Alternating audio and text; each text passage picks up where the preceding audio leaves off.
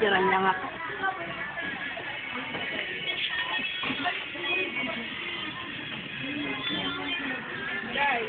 Ah.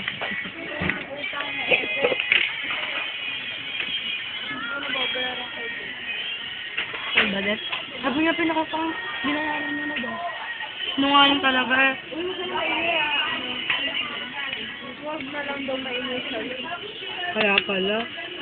Kasi pinipilit ko siya kasi nga naiya ako badet. Kaya pinipilit ko siya. Sumama nito isa, wala lang. Kaya pinipilit ko nga siya, sabi ko. Ito yung mga maruruming pagkain. Tapos yung tatanungin ko siya. Nakalimang tanong kaya ako sa kanya nun. Yung totoo nakabayad nito. Ayun nga, may utang ako kay Badet. Ay, naka-ebet pera ko. Yung naglabi niya ata. Sabi na ebet lang doon magbibigay kay Badet. Kaya maya-maya pinipilit ko siya. Naibigay niya kay Badet. Kaya nga naiiyak ako. Ako nga. Ano ko?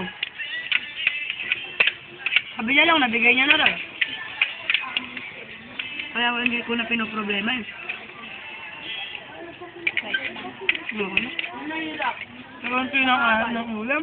Nalalas ko pa yan. Lakas ng bayad niya. Nakaya pa ba? Ayoko na. Magkala dyan, mama niyo ako umuwi.